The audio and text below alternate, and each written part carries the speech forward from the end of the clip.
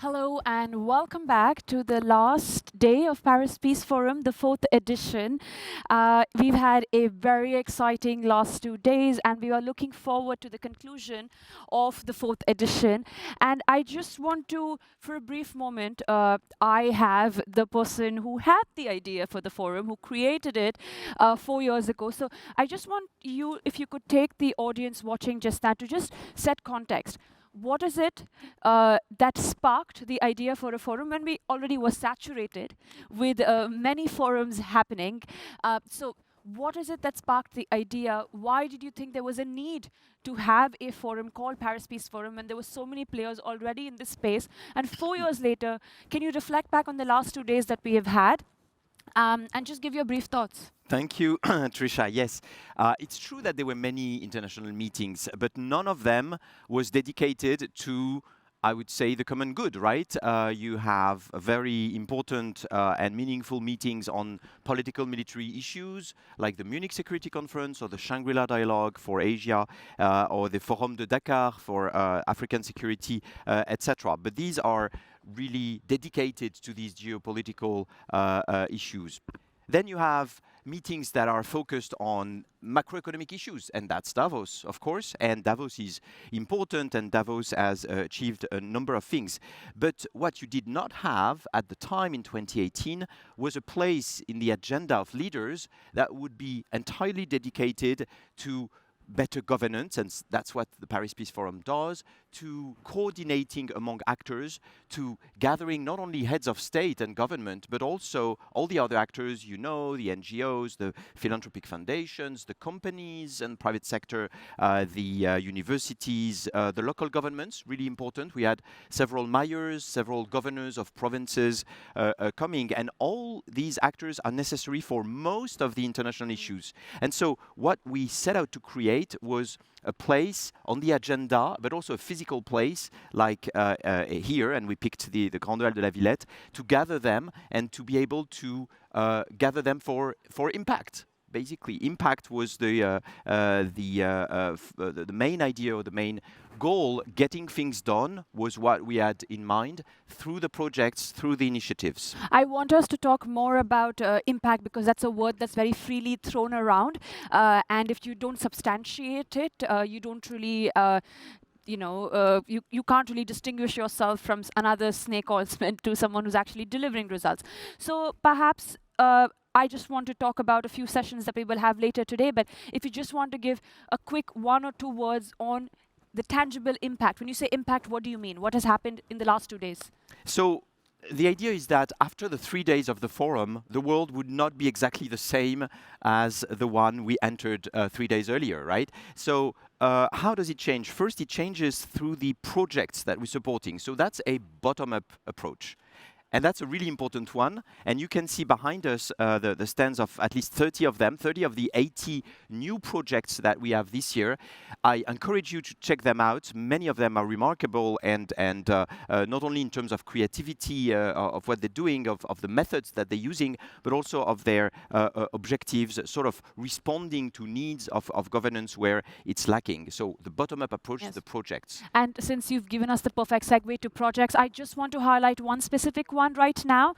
It's called the Public Art to Promote Human Rights, led by Art Lords, and it's a really critical project that we're platforming at this point because it comes out of Afghanistan, and they are working to protect civil space. So it was established as a grassroots movement of of artists and volunteers who are motivated to pave the way for social transformation through behavioral change by leveraging the soft power of art and culture as a very non-intrusive approach. So they take over the streets of Afghanistan and talk about positive visual experiences. And right now, I really think we need to hear more of these stories coming out of Afghanistan. Do you want to tell us about any of the highlights that we should be expecting today? Sure. Let me just perhaps summarize what we've had in terms of impact. We've had the projects, but the other part is the initiatives. And if the first day was more of a political day, you remember remember, with Vice President Kamala Harris, with President Macron,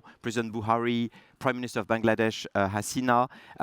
The second day was really a day of impact and initiatives, with the initiative on military and climates, with the initiative on the protection of outer space and the orbit, with the initiative on protecting media and supporting media, etc. And this third day, basically will be largely dedicated to climate, not only to climate, but to climate and biodiversity. And that's, of course, because COP26 ended yesterday night, and we've all been following the news. And so we'll dedicate several sessions, including part of the closing ceremony to this issue of climate. Yes, and just to explain that a little bit more, at 10 a.m. we have a session on stopping biodiversity loss, which will be on stage D.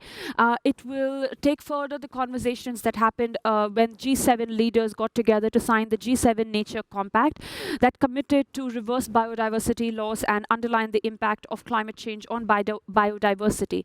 At 8:15 a.m. Central European Time, on stage A, we have a session on sustainable food systems. We spoke about sustainable food systems yesterday as well, but here at Paris Peace Forum, we believe in having very nuanced conversations around the same topic.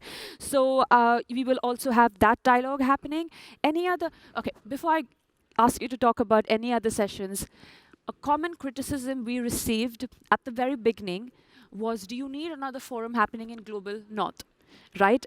It is inaccessible. You're doing it in Paris. Could it perhaps be elitist? So 4 years later, how do you respond to that?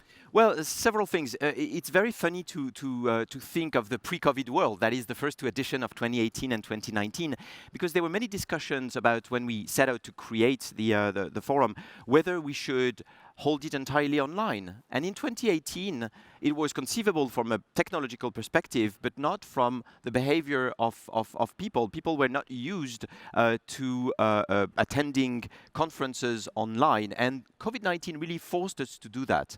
And in doing so, we made the forum much more accessible, precisely to people from the South, in particular, simply because the South is more remote from here, and it takes a plane ticket, it takes money, it takes time to come to the Paris Peace Forum. And we think that the COVID has actually helped us develop that platform and make I would say, the threshold for participating, the material threshold, much lower than it used to be. And we've seen the numbers increase compared with 2018 and 2019. And so that was one aspect, was to encourage participation by everyone. And we should remind, perhaps here, compared with the other conferences that you mentioned, that attendance at the Paris Peace Forum is free. You don't need to pay anything either to be on the platform or to come here in Paris, even though space is limited because of COVID-19 rules. And so that's another aspect of accessibility. Lastly, Global South, the idea from the start was that we would not invite voices from the Global South, but we would have these voices inside the very organization of the forum. And so in the governance of the forum itself, in its board, if you'd like, which we call the Executive Council, but also in the steering committee that you are chairing, Trisha, we have parity, a North-South parity with organizations. We have 10 organizations, and 5 of them are from Indonesia, India, Mexico, Africa, and the Middle East and East Africa for the Aga Khan Development Network. And so the idea was from the start to have the South inside the organization rather than just being invited to something done in the North. Yes, and since you spoke about travel and travel restrictions, I also want to quickly plug in another project that we are platforming this year. It's the IATA